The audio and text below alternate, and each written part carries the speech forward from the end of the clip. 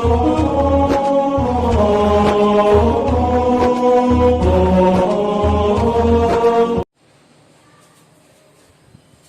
Friend, मैं विपिन यादव। आप सभी को आपका अपना यूट्यूब चैनल प्रज्ञा ग्रुप पर स्वागत है। और आज इस वीडियो में क्लास 10 की ज्योग्राफी का जो कि एनसीईआरटी से हम लोग अध्ययन करेंगे, शक्ति संसाधन में एक पॉइंट आपको है विद्युत शक्ति।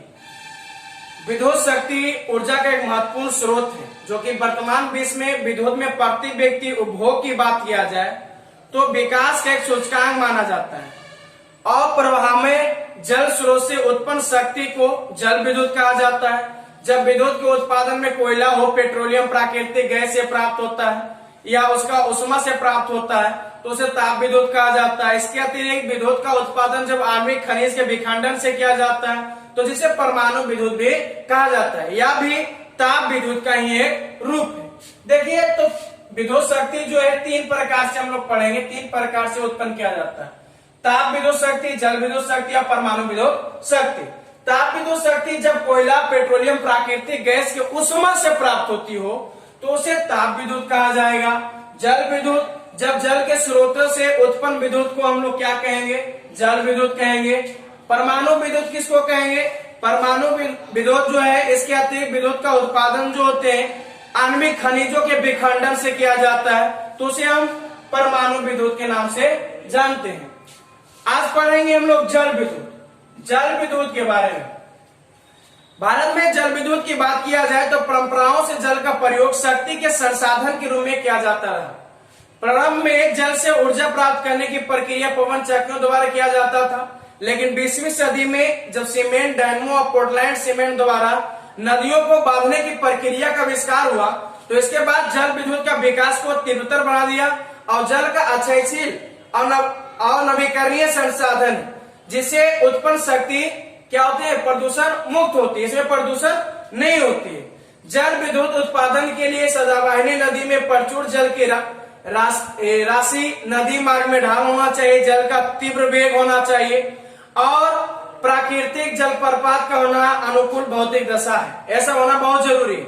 जो पर्वतीय हिमालयकृत क्षेत्र में पाया जाता है इसके उत्पादन की आर्थिक दशा है, जैसे सघन औद्योगिक विकास, वाणिज्यिक विकास, आवास क्षेत्रों में जैसे बाजार, पर्याप्त पूंजी, निवेश, परिवहन के साधन, प्राविधिक ज्ञान और ऊर्जा के अन्य स्रोतों का अभाव प्रमुख है।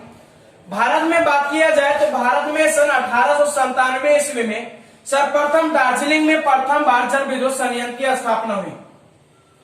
इसके बाद कर्नाटक के शिव समुद्र में कावेरी नदी के जलप्रपात पर दूसरी बार जल विद्युत संयंत्र क्या हुआ? स्थापित हुआ। दूसरी बार स्थापित हुई केरल, कर्नाटक के शिव समुद्र में।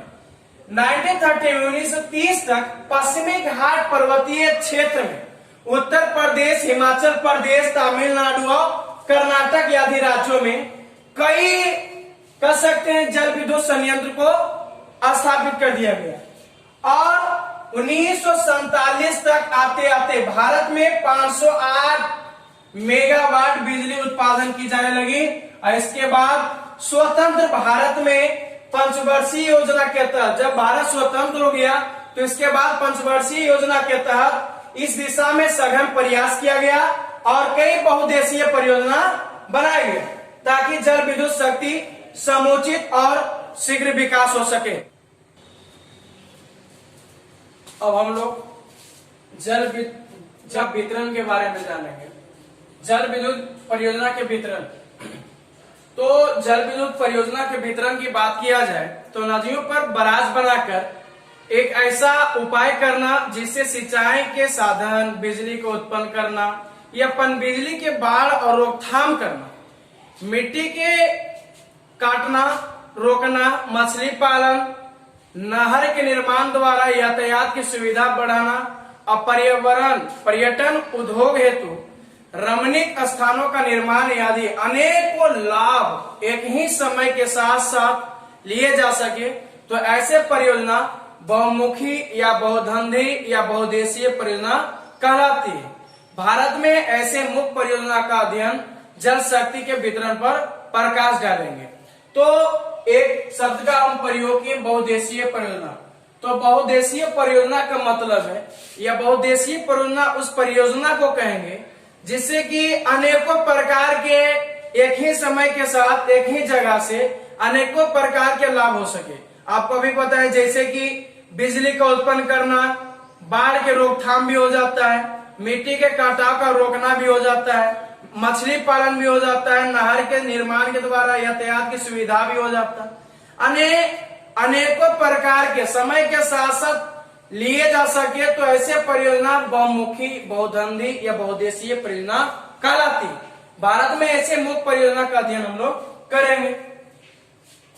भारत में जल विद्युत परियोजना की बात किया जाए तो आज एनसीईआरटी में हम लोग 6 विद्युत परियोजना के बारे में बारी बारी से पढ़ेंगे। सबसे पहला परियोजना है भाखड़ा नंगल परियोजना। भाखड़ा नंगल परियोजना या सतलज नदी पर है, जो हिमालय क्षेत्र में 20 के सर्वोच्च बांधों में एक भाखड़ा बांध है, या सतलज नदी पर है, या हिमालय क्षेत्र के 20 का सर्वोच्च बांधों में से एक है, और जिसमें की बांधों की ऊंचाई 225 मीटर है। भारत का यह सबसे बड़ी परियोजना है और यहाँ 4 शक्ति गृह है। एक भाखड़ा में है, 2 गंगवाल में है और एक कोटला में स्थापित है। भारत में भाखड़ा नंगल परियोजना से 7 लाख किलोवाट विद्युत का उत्पादन होता है। ऐसे जो लाभान्वित राज्य हैं इसमें है पंजाब, हरियाणा, दिल्ली, उत्तराखंड, उत्तर प्रदेश, हिमाचल प्रदेश, राजस्थान और जम्मू कश्मीर। ये सब राज्य भाखड़ा नंगल परियोजना के लाभान्वित राज्य हैं। दूसरा आपको हम बताएंगे दामोदर घाटी परियोजना। दामोदर घाटी परियोजना, यह परियोजना दामोदर नदी के भयंकर बाढ़ से झारखंड और पश्चिम बंगाल के बचाने के साथ साथ तिलैया और मैथन और कोनार और पंचेत पहाड़ी में बांध बनाकर 1300 मेगावाट जल विद्युत उत्पादन करने में सहायक है। इसका लाभ जो ले रहा है बिहार, झारखंड और पश्चिम बंगाल को प्राप्त होता है। इस परियोजना के निगम के द्वारा ताप विद्युत का भी उत्पादन किया जाता है। आपको याद रखना है कि दामोदर घाटी परियोजना दामोदर नदी पर बनाया गया।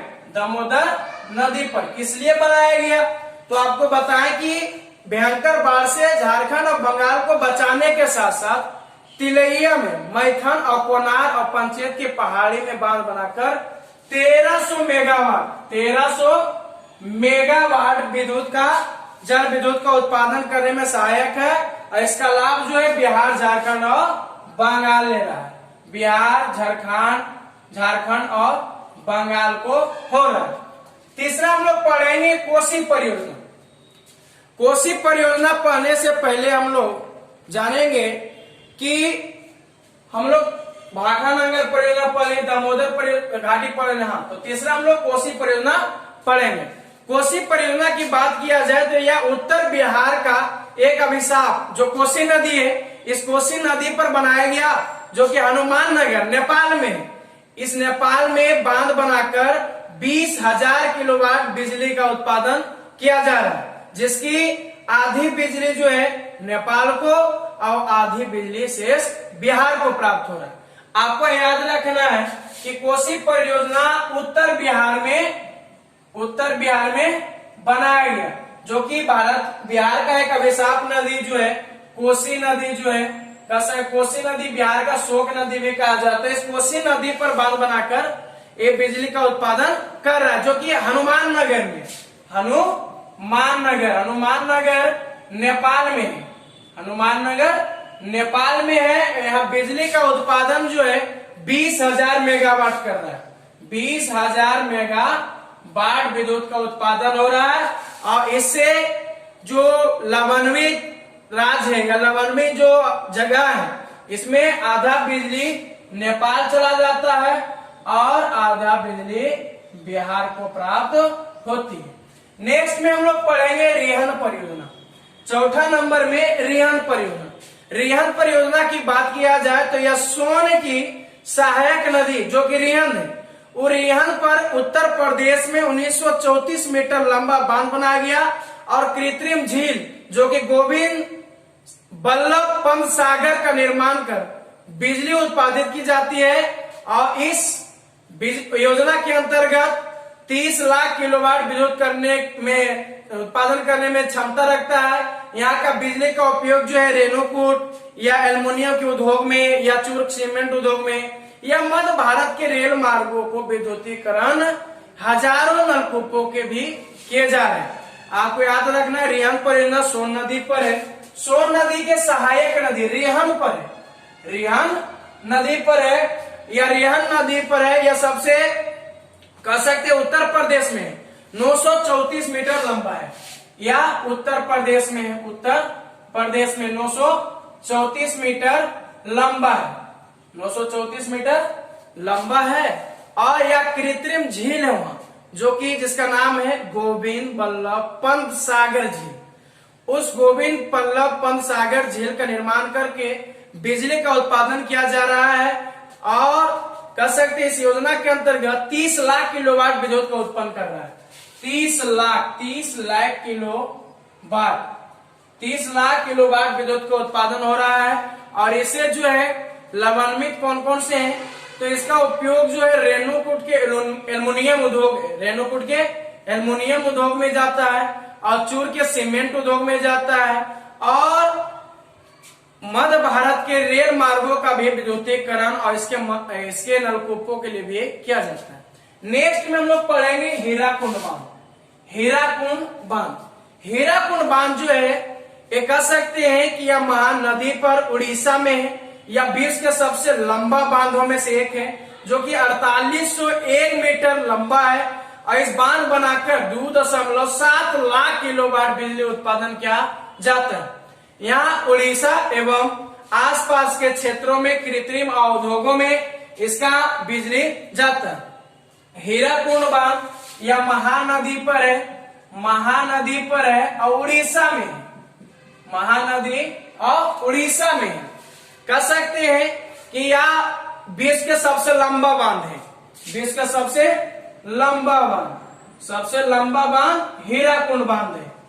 सबसे लंबा बांध, विश्व के सबसे लंबा बांध हीराकुंड बांध है, जो कि जिसकी लंबाई जो है 4801 मीटर है। और यहाँ बिजली का उत्पादन जो है 2.7 लाख किलोवाट का कह सकते हैं विद्युत का उत्पादन कर रहा है। और उड़ीसा और आसपास के क्षेत्र में कृषि हो या उद्योग में हो, इसका उपयोग किया जा रहा है। नेक्स्ट में हम लोग पढ़ेंगे चंबल घाटी परियोजना। या कह सकते हैं कि ये जो है हीराकुंड परियोजना पर ये राजस्थान नदी में या जो है कह सकते हैं कि चंबल घाटी परियोजना जो है या राजस्थान में है, जो कि 3 बांध गांधी सागर और राणा प्रताप सागर और कोटा में स्थापित करके 3 शक्ति गृह को स्थापना कर 2 लाख मेगावाट विद्युत का उत्पादन कर रहा है। ऐसे राजस्थान और मध्य प्रदेश को लाभ मिलता है। राजस्थान और मध्य प्रदेश 3 को बनाया गया। 3 को कौन कौन सा गृह है, शक्ति गृह याद रखिएगा आप, तो कह सकते गांधी सागर, राणा प्रताप सागर और कोटा में स्थापित किया। और यह 2 लाख मेगावाट विद्युत का उत्पादन करता है। 2 लाख मेगावाट का विद्युत का उत्पादन करता है। 2 लाख मेगावाट कह सकते हैं कि यह जो बिजली उत्पन्न करता है ये राजस्थान और मध्य प्रदेश को लाभ मिलता है। राजस्थान और मध्य प्रदेश। 7वां नंबर है तुंगभद्रा परियोजना या कृष्ण नदी के सहायक नदी तुंगभद्रे पर ही कर्नाटक राज्य में अवस्थित है, जो कि दक्षिण भारत की सबसे बड़ी नदी घाटी परियोजना है, जो कर्नाटक और आंध्र प्रदेश के सहयोग से तैयार हुआ है। इसकी बिजली उत्पादन क्षमता 1 लाख किलोवाट है, जो सिंचाई के साथ साथ सैकड़ों छोटे बड़े उद्योगों को बिजली आपूर्ति करता है। ये कृष्णा नदी के सहायक नदी तुंगभद्रा नदी पर यह परियोजना बनाया गया है।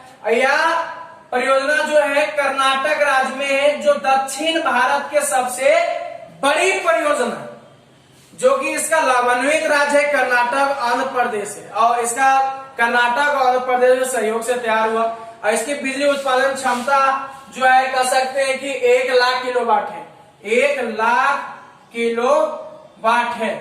नेक्स्ट में हम लोग पढ़ेंगे योजना या कर्नाटक के पश्चिमी घाट और सरस्वती नदी पर जोग प्रपात के पास 2160 मीटर लंबा है, 2160 मीटर लंबा है, कह सकते हैं 2160 मीटर लंबा है, जोग प्रपात पर है, और 62 मीटर ऊंचा बांध बनाकर 62 मीटर ऊंचा है, 62 मीटर ऊंचा बांध बनाकर कह सकते हैं कि यहाँ जो है बिजली उत्पादन किया जाता है। इसकी विद्युत उत्पादन क्षमता बढ़ाकर 13,00,000 किलोवाट करने की योजना है। इससे लाभान्वित राज्य जो है कर्नाटक, केरल, आंध्र प्रदेश, तमिलनाडु, महाराष्ट्र है। कर्नाटक है, कह सकते हैं कर्नाटक हो गया, केरल हो गया, कर्नाटक हुआ, केरल हुआ, आंध्र प्रदेश, तमिलनाडु, महाराष्ट्र। केरल, कर्नाटक, आंध्र प्रदेश, तमिलनाडु और महाराष्ट्र। तो इतना हम लोग विद्युत शक्ति से पढ़े और अनेकों प्रकार के नदी घाटी परियोजना के बारे में पढ़े। यदि आपको जानकारी इससे बताए गए चीजों से या जो हम बताए हैं इससे संबंधित प्रश्न यदि आपको अच्छा लगा हो तो आप इस वीडियो को लाइक कीजिए, सब्सक्राइब कीजिए और शेयर अवश्य कीजिए। Thank you.